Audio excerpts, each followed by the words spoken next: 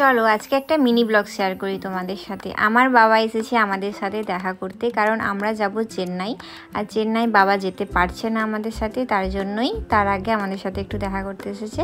আর বাবা অনেক কলা এনেছিল, কাঁঠালি কলা, সিঙ্গাপুরি কলা, যেগুলো ওখানে বাবা যেখানে থাকে খুব ভালো পাওয়া যায়, তাই বাবা যখন আসে নিয়ে আসে। তারপরে আমার দিদি আর জামাইবাবু গিয়েছিল ডাক্তার দেখাতে, আর ওদের আস্তে আস্তে প্রায় বিকেল হয়ে গিয়েছিল। তো আসার সময় ওরা একটু মিয়ামরে থেকে কিছু কেক আরও কিছু টিফিন এনেছিল খাওয়ার জন্য। আমাকে জিজ্ঞেস করেছিল কি খাবি বল, তো আমি বলেছিলাম এগুলো নিয়ে আয়। আর এখানে দেখতেই পেলে অনেকগুলো কেক এনেছে বিভিন্ন রকমের, আর কিছু প্যাটিস, তারপরে চিকেন 65 এগুলোই এনেছিল। তো ওগুলো সবাই মিলে অল্প অল্প করেই খাওয়া হয়েছে। আর তারপরে আমি একটু বিজনেসের কাজ করছিলাম, তো ভাবলাম তোমাদেরকেও কিছু কুর্তি দেখিয়ে দিই। এগুলো আসলে বের করেছিলাম কাস্টমারকে দেখানোর জন্য, তো সেগুলোই তোমাদেরকেও একটু দেখিয়ে দিলাম।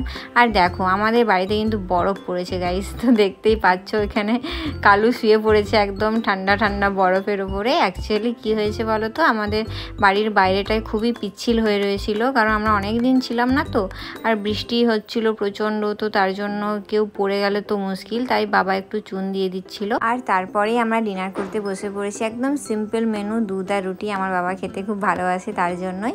আর আমরা একটু সিরিয়াল দেখছিলাম, মানে আমার মা দিদি দেখছিল বলতে পারো, গৃহপ্রবেশ সিরিয়াল। তো চলো, আমার মিনি ব্লগটা ভালো লাগলে অবশ্যই কিন্তু একটা লাইক করো। টাটা।